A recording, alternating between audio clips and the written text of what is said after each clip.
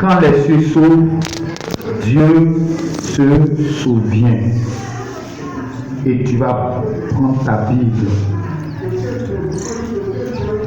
dans le livre de Genèse, chapitre 18, à partir du verset 1. Ce matin, ça sera très fort. On va faire démonstration de puissance. Qui veut qu'on fasse démonstration de puissance?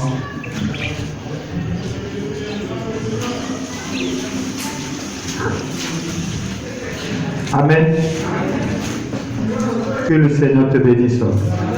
Oui, ma fille, tu vas nous lire ça. Gloire à Dieu.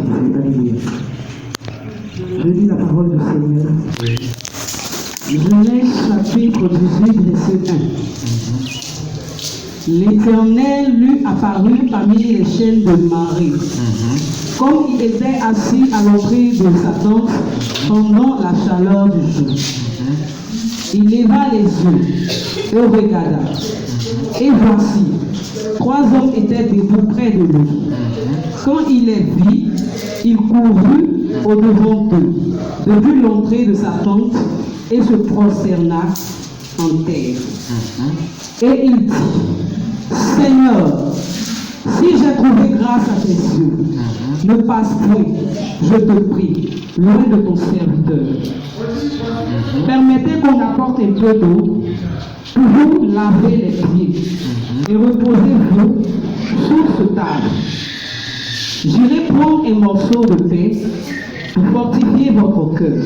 Après quoi, vous continuerez votre route.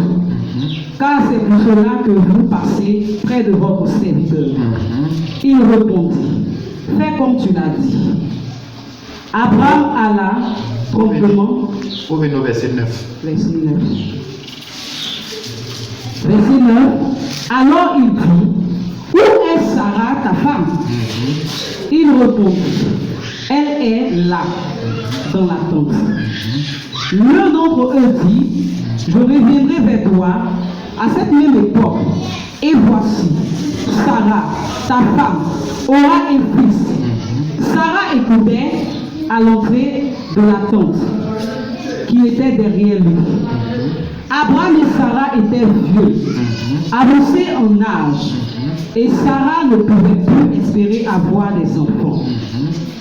Elle rit en elle-même, en disant, maintenant que je suis vieille, aurais-je encore des désirs? Mon Seigneur aussi est vieux. L'Éternel dit à Abraham, pourquoi donc Sarah a-t-elle ri? En disant, est-ce que vraiment j'aurai un enfant, moi qui suis vieille? Y a-t-il rien qui soit étonnant de la part de l'Éternel? Autant fixé, je reviendrai vers toi. À cette même époque, et Sarah aura un fils. Sarah mentit en disant, je n'ai pas ri, car elle eut peur. Mais il dit, au contraire, tu as ri. Amen. Amen. Que Dieu te bénisse. Amen. Alléluia. Ici, nous voyons Abraham. La Bible dit qu'il était assis devant sa cour. Et Abraham va voir 3 hommes qui venaient. Et parmi ces 3 hommes-là, il y avait 2 anges et puis il y avait Jésus lui-même qui passait. Alléluia. Donc, si Abraham n'avait pas les yeux spirituels pour voir ces personnes-là, pour comprendre que ces personnes qui sont en train de passer là, c'est l'Éternel qui est en train de passer, la Bible dit que Abraham allait rater cette grâce de Dieu. Amen. Amen. Gloire à Jésus. Et la Bible nous dit que lorsqu'Abraham a vu ces hommes, il courut vers ces hommes en leur disant, mon Seigneur, il faut rentrer chez moi. Il faut laver tes pieds de la poussière qui sont sur vos pieds. Et puis, je vais vous faire à manger. Et après cela, vous allez continuer votre chemin. Alléluia. Et la Bible dit que le père Abraham a pris un animal dans sa bergerie et il a tué cet animal-là et il a reçu ses invités. Et lorsqu'ils ont fini de manger, voici l'homme va dire l'année prochaine à cette même époque, je reviendrai et Sarah, sa femme, va enfanter un fils. Et la Bible dit que le cas de Sarah était désespéré, le cas d'Abraham était désespéré. Donc les deux même n'y croyaient plus. C'est à cause de cela que Abraham est parti vers la servante de sa femme Sarah. Et Abraham a eu un fils du nom de Ismaël.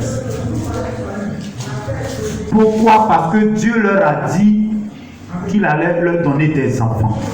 Et la Bible dit que la promesse de Dieu a tardé pendant des années. Amen. Amen. Mais ce qui est bien chez Dieu, c'est que si Dieu te fait une promesse, Dieu va l'accomplir. Alléluia. Amen. Si Dieu t'a promis, si tu sais que Dieu t'a promis, Dieu va accomplir sa promesse. Mais pourquoi la promesse de Dieu dans la vie d'Abraham avait tardé? Amen. Amen. Ce n'est pas parce que Dieu ne voulait pas accomplir sa promesse dans la vie d'Abraham en leur donnant des enfants. La Bible dit que Dieu lui-même a béni Abraham richement. Donc c'est avec d'enfants là qui ne peut pas lui donner. Mais la Bible dit que Abraham n'était pas dans les conditions. Dieu peut te promettre. Dieu va te dire qu'il va te bénir. Mais si tu ne te mets pas dans les conditions, la bénédiction va tarder. Et c'est ce qui a été le cas d'Abraham. Abraham, certes, aimait l'Éternel. Mais Abraham était un homme aussi qui était sentimentaliste. Il se laissait contrôler par les sentiments. Il se laissait contrôler par les émotions des gens. Quand Dieu a dit à Abraham de sortir de sa maison, Dieu ne lui a pas dit de prendre son père. Dieu ne lui a pas dit de prendre son neveu Lot. Mais la Bible dit que Dieu est parti avec son neveu et puis son père. Et quand Dieu lui a parlé, Dieu lui a donné des consignes. C'est vrai qu'Abraham a obéi, mais l'obéissance était à moitié. Amen. Et la Bible dit que Dieu ne parlait plus à Abraham jusqu'à la mort de son père biologique. Et c'est lorsque son père biologique est mort que le Seigneur va se révéler encore à Abraham pour l'orienter encore dans une autre direction. Ce matin, qu'est-ce qu'il y a à côté de toi qui empêche Dieu de te bénir? Qu'est-ce qui est dans ta vie et qui fait que la bénédiction de Dieu tarde dans ta vie? Alléluia. Dieu peut décider de te bénir aujourd'hui, mais tout va dépendre de toi. Amen. Ce matin, ce qui peut empêcher Dieu d'agir dans ta vie, c'est ta manière de vivre, c'est ta manière de faire les choses. de Dieu. C'est ta manière de marcher avec le Seigneur. Et plusieurs enfants de Dieu aujourd'hui, leur vie, il se dit, Dieu m'a promis, mais depuis je ne vois pas. Est-ce que tu fais ce que le Seigneur te demande de faire? Alléluia. Alléluia. Et lorsqu'Abraham s'est séparé de son neveu Lot, la Bible dit que Dieu va demander à Abraham de regarder le ciel et que c'est comme ça ses enfants seront. Amen. Amen. Alléluia. C'est comme ça la descendance d'Abraham sera. Et aujourd'hui nous voyons un peuple qui parle d'Abraham comme père, le peuple juif. Mais ça n'a pas été facile pour Abraham. Peut-être que de ton côté, ce n'est pas facile aussi. Tu traverses des temps difficiles, des moments compliqués. Mais la Bible dit qu'un jour, il faut dire un jour. Un jour.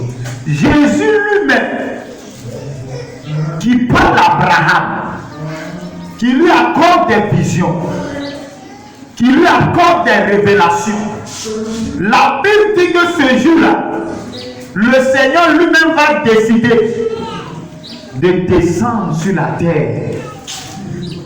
Pourquoi? Parce que à ce moment précis, Sodome et Gomorrhe vivaient mal. Et la Bible dit que Jésus est descendu avec 2 anges, dont Jésus était la 3e personne parmi eux. Et la Bible l'appelle la théophanie. C'est-à-dire, tu vas voir, Abraham a vu 3 personnes. Ils vont dire, ce sont des hommes. Mais lorsqu'ils ont fini de manger, Abraham a su que c'était le Seigneur avec 2 anges. Amen. Alléluia. Imagine qu'Abraham laissait passer ces 3 personnes. Parce que leur objectif, c'était d'aller à Sodome et Gomorrhe. Ce matin, quelle est la grâce de Dieu que toi tu laisses passer? Quelle est la grâce de Dieu que toi tu laisses passer dans ta vie? Alléluia. Est-ce que tu laisses la grâce de Dieu passer? Parce que nous sommes à un temps où les nations vivent comme Sodome et Gomorrhe. Mais la Bible dit que malgré que les nations vivaient comme Sodome et Gomorrhe, Abraham ne vivait pas comme ces nations. Amen. Et voici qu'Abraham, en son temps, avait une communion personnelle avec le Seigneur. C'est pourquoi, lorsque le Seigneur venait, Abraham a pu sûr que c'est le Seigneur qui est en train de venir. Sinon que tu vois 3 personnes qui sont en train de passer, quelle histoire de courir et puis aller te prosterner et puis leur dire de rentrer chez toi pour manger, de laver leurs pieds et puis... Alléluia. Est-ce que ce matin, c'est comme ça que tu cherches la grâce de Dieu? Si tu ne cherches pas la grâce de Dieu, avec ces temps de troubles, ces temps difficiles dans lesquels nous sommes, la grâce de Dieu va te dépasser. C'est pourquoi ce matin, si tu es là, tu es venu pour rencontrer le Seigneur Jésus-Christ. Tu es venu pour qu'il agisse dans ta vie. Mais cela va dépendre de ton cœur, de ta manière de faire les choses, de ta manière d'aimer Dieu, de ta manière de chercher Dieu. Alléluia.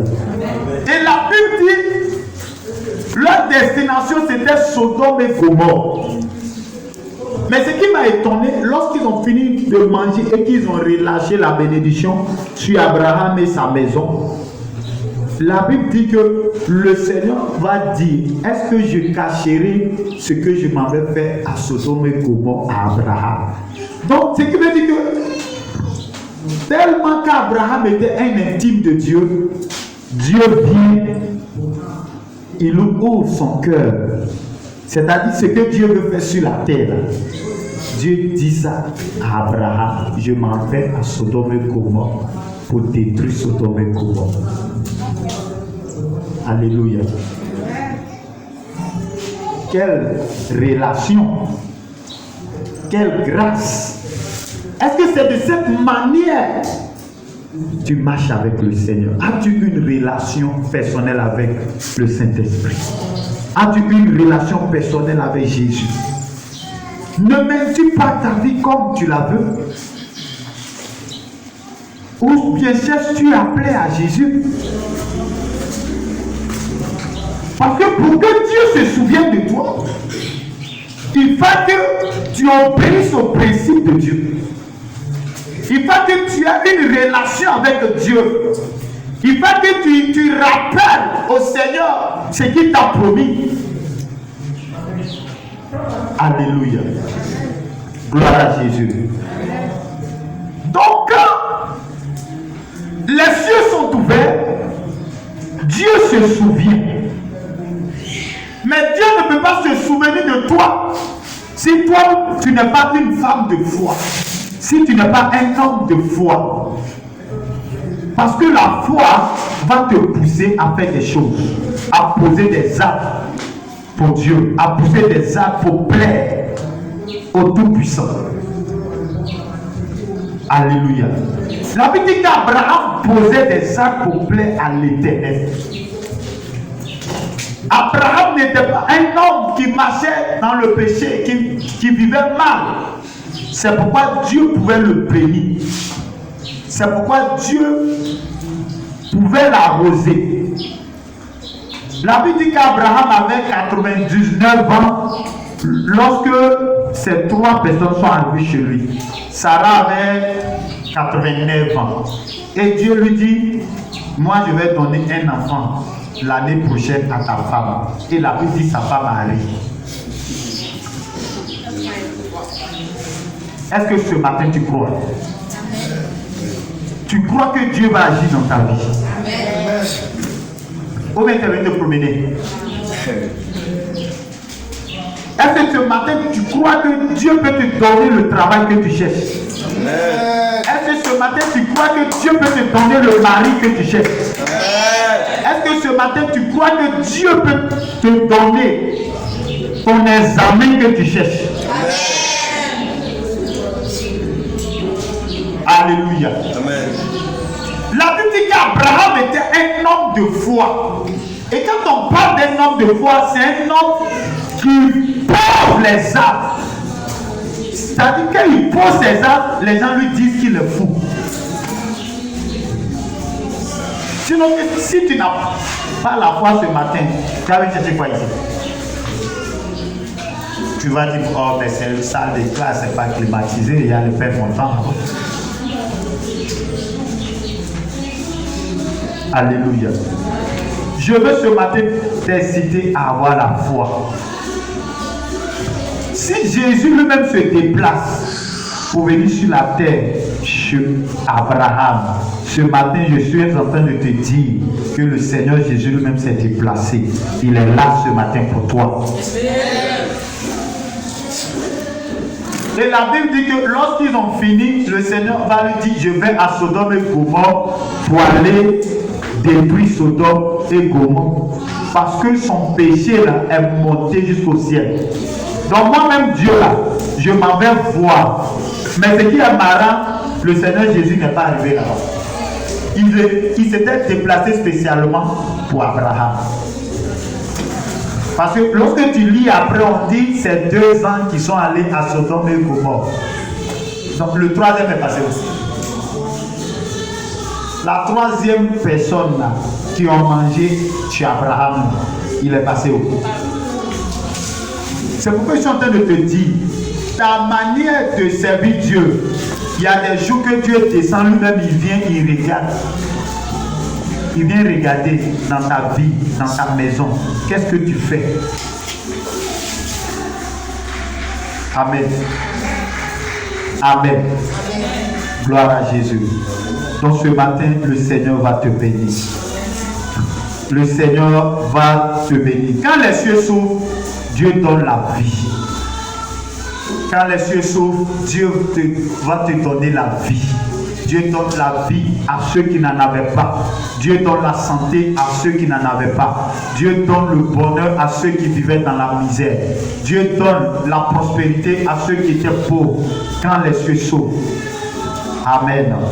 La Bible dit dans le livre d'Ézéchiel 1, le verset 1, la Bible dit que un jour le prophète Ézéchiel était là et puis les cieux se sont ouverts.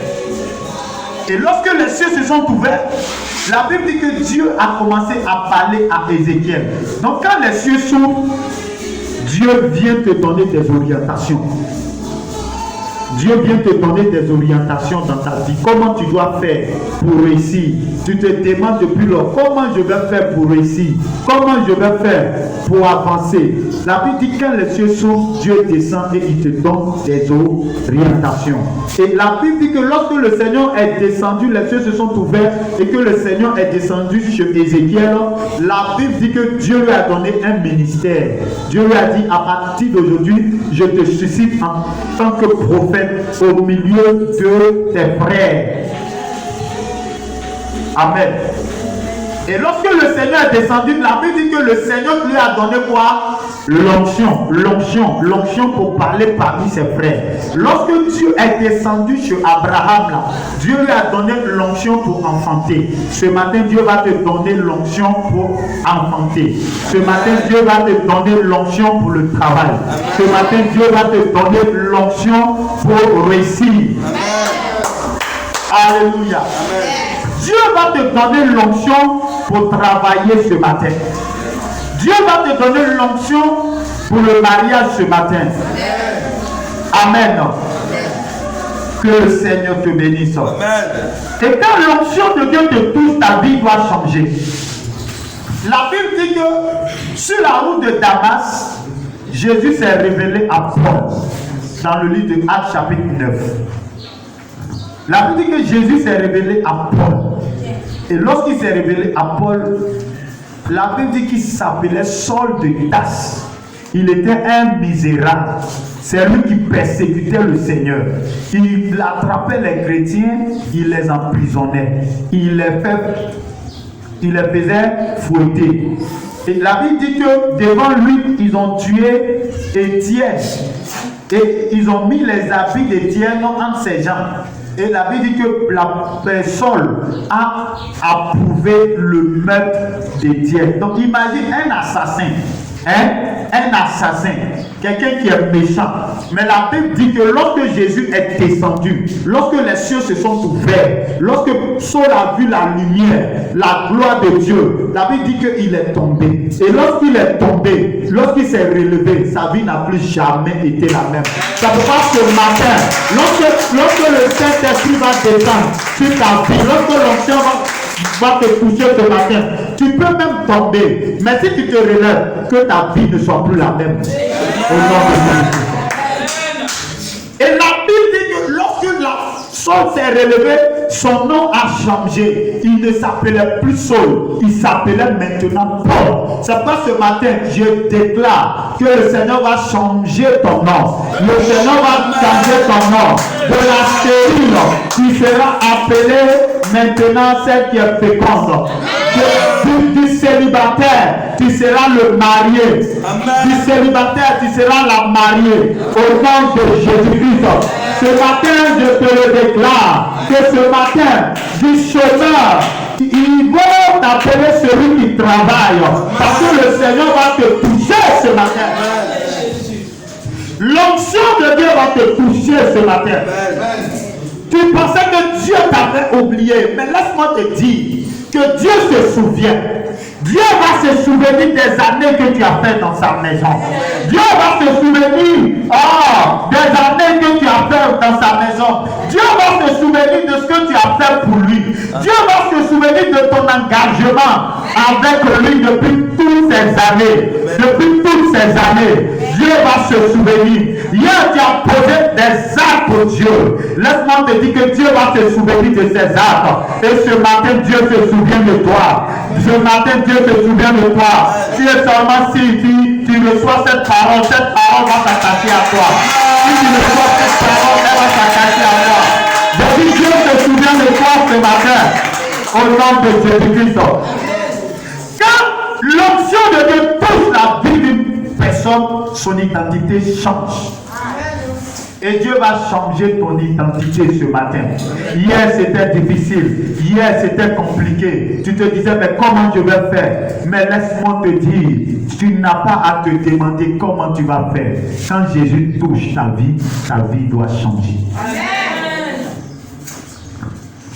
Quand le Seigneur Jésus touche la vie d'une personne, sa vie doit changer. Et ta vie doit changer ce matin. Alléluia. Alléluia. Que Dieu te bénisse et que la grâce de Dieu soit avec toi. Tu vas prendre le livre de Genèse 30, verset 22. Genèse 30, verset 22. Dieu se souvint de Rachel. Il les exauça et il la rendit féconde. Amen. La Bible dit que Dieu s'est souvenu également de Rachel. Vous savez, Rachel était une femme qui devait avoir un homme dont son père a détourné cet homme-là pour donner à sa grande sœur. Au point où cet homme était encore obligé de travailler 7 ans encore pour pouvoir conquérir Rachel. Je ne sais pas qui de toutes tes bénédictions qui doivent arriver pour les envoyer chez son enfant. C'est-à-dire la bénédiction qui est pour toi là. Il prend cette bénédiction et il envoie ça chez son enfant. Dans le monde spirituel. Mais comme tu as les yeux qui ne voient pas, tu ne peux pas comprendre ce que je suis en train de te dire. Mais il faut comprendre ce matin. Lorsque la bénédiction doit venir, cette femme, elle prend ta bénédiction pour aller donner à quelqu'un d'autre. Lorsque la promotion doit venir, cette personne prend cette promotion-là et il s'en va donner ça à quelqu'un d'autre. Et puis toi, tu es là, tu souffres, mais tu n'as pas de promotion. Tu travailles, tu n'as pas de promotion. Alors que la promotion doit te revenir de droit. Alléluia. Et la Bible dit que Jacob va marier cette fille pour finir. Maintenant, pour concevoir, c'était difficile. Pour concevoir, c'était compliqué. Alléluia. Parce que leur père là-bas était un idolâtre. C'était quelqu'un qui adorait. Amen. Et la Bible dit que Rachel a prié le Seigneur. Elle a fait des efforts.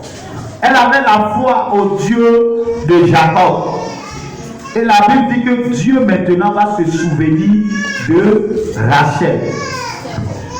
Alors que sa soeur faisait des enfants, la Bible dit que elle n'avait pas encore d'enfants. Sa soeur avait au moins 4 enfants comme ça, mais elle n'avait même pas un seul enfant. Peut-être que des gens ont des enfants. Tu n'as pas d'enfants. Tu te demandes comment je vais faire. Oh Seigneur, je suis en train de prendre de l'âge. Seigneur, je suis en train de vieillir. Seigneur, comment je vais faire? Seigneur, à quel moment j'aurai mon enfant? Seigneur, à quel moment j'aurai mon mariage? Seigneur, à quel moment j'aurai mon travail? Seigneur, je suis en train de prendre du temps. Seigneur, je suis en train de prendre de l'âge. Seigneur, je suis en train de vieillir. Où est éternel mon Dieu, ma bénédiction, ma grâce? Seigneur, je prends du temps. Je n'ai même pas encore construit une maison, même pas un petit terrain. Seigneur, comment je vais faire? Et tu te lamentes. Mais ce matin, la Bible dit, Jésus se souvient. Il s'est souvenu de Rachel. C'est pourquoi ce matin, les femmes qui sont en train de chercher des enfants, je déclare que mon Dieu se souvient de vous. Au nom de Jésus-Christ. Au nom de Jésus-Christ. Au Au nom de Jésus-Christ. Au nom de Jésus-Christ.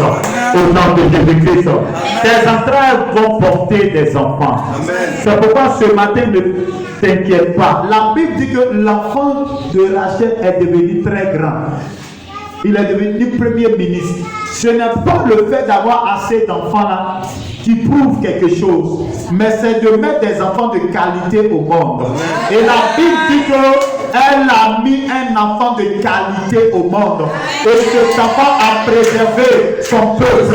Cet enfant a préservé sa famille. Cet enfant a préservé sa génération. Alléluia. Ton enfant que tu vas mettre au monde, ou bien tes enfants que tu mettras au monde, seront des enfants de qualité.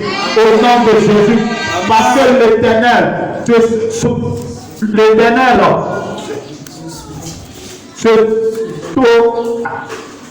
Amen. C'est le français là qui est. T'aurais souvenu quelque chose comme ça. D'accord, l'Éternel se souvient de toi. Alléluia. Alléluia. Parce que le Seigneur, voilà, se serait souvenu de toi. C'est ce que je veux dire.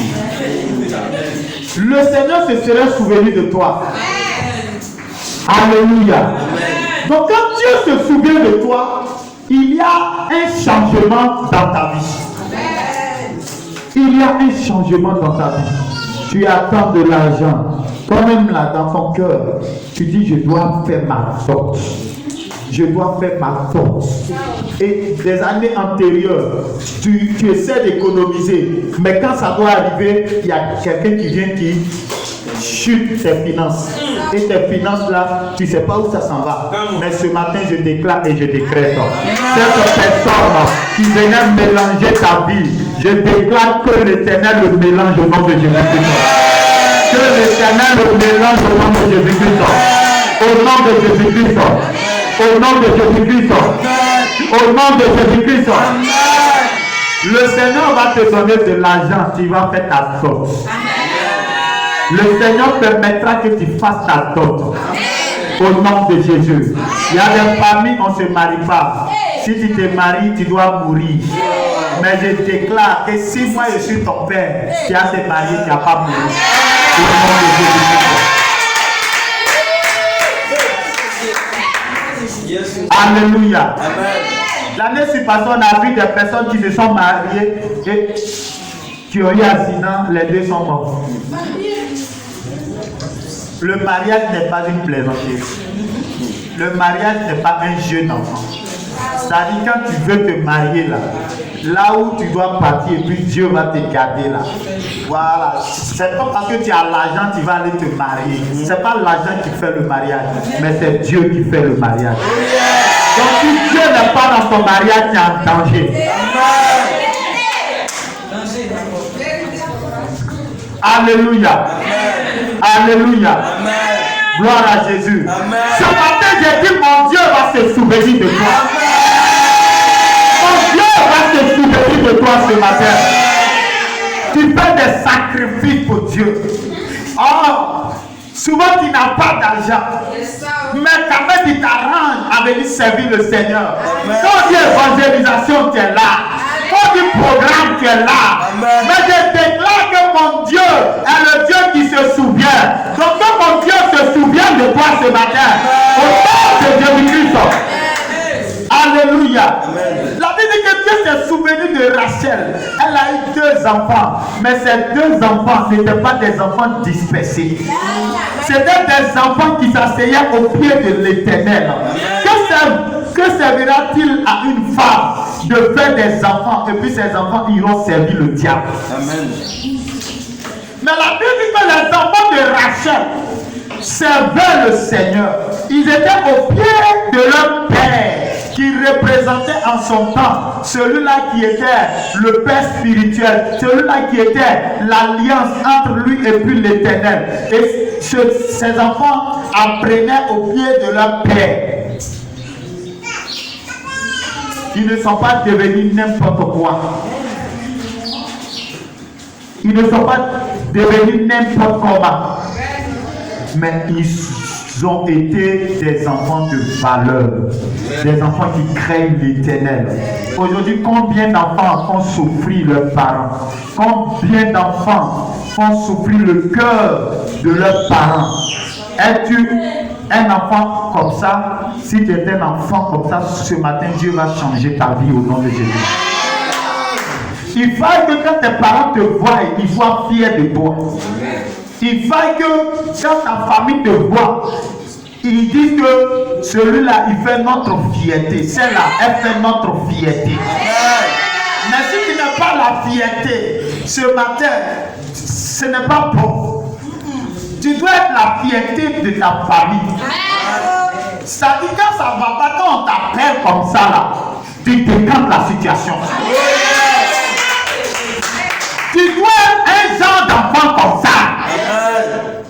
C'est ce que Dieu veut que tu sois. Quelqu'un qui décante la situation. Au niveau spirituel, tu décantes. Financier, tu décantes. Physique, tu décantes.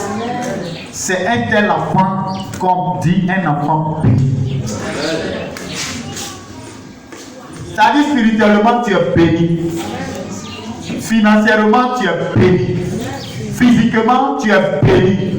Parce que tu es tout en bonne santé. Si tu veux être en bonne santé, la santé s'appelle Jésus. Donc si tu l'as dans ta vie et que chaque jour tu l'entretiens dans la sainteté, dans la pureté, dans la prière, tu seras toujours en bonne santé.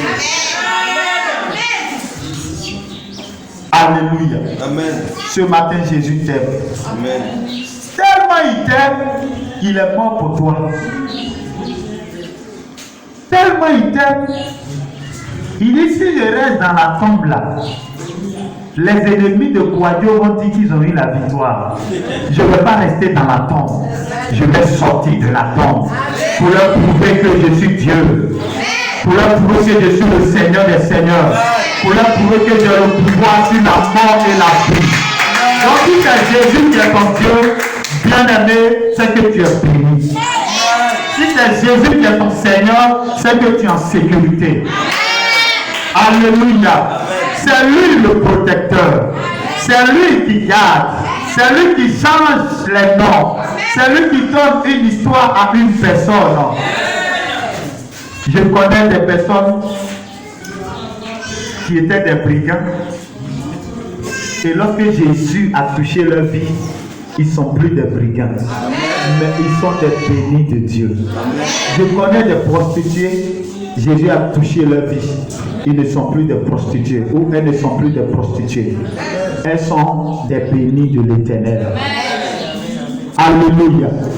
Donc si le Seigneur te touche, ta vie doit changer.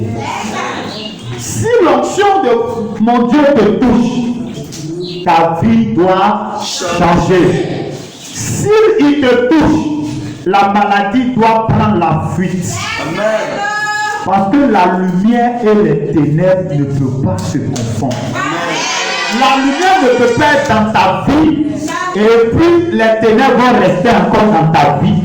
C'est pourquoi tout démon qui était dans ta vie ce matin, te libère au nom de Jésus-Christ.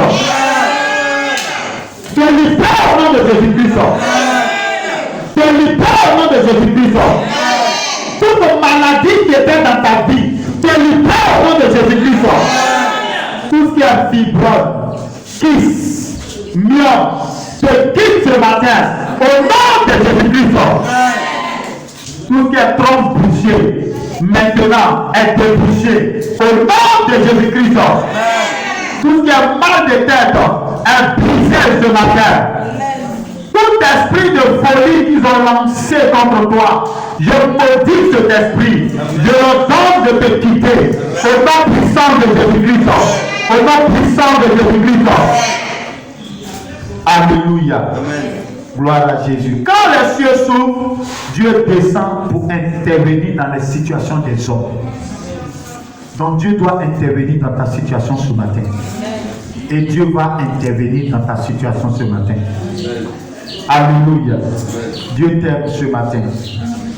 Et le Seigneur va te faire du bien.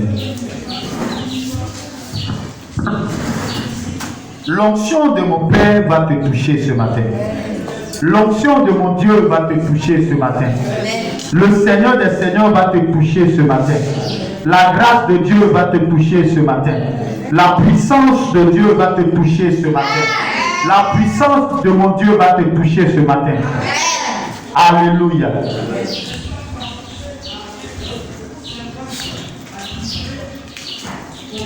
L'onction est ici. L'onction de Dieu est ici. L'onction de Dieu est ici. Amen. Qui me suit? Amen. Qui me suit? J'ai dit l'onction de Dieu est ici. Et l'onction de Dieu va te toucher. L'onction de Dieu va te toucher. Amen. Viens. Viens. Toi aussi, viens. Arrêtez-vous dans l'allée là. J'ai dit l'onction de mon Dieu va te toucher. Tu as peur, il ne faut pas avoir peur. J'ai dit l'onction de mon Dieu va te toucher. Qui sait que je suis point?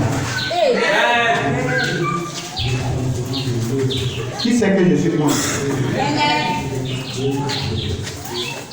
Si je prends quelque chose de moi, mais ils vont dire que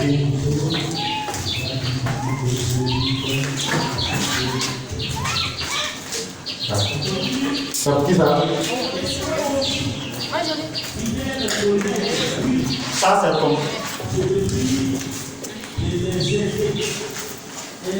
C'est ton foulard. C'est pour toi-même. Hein? La Bible dit que quand Jésus s'est révélé à l'apôtre Paul, ma fille, coupe.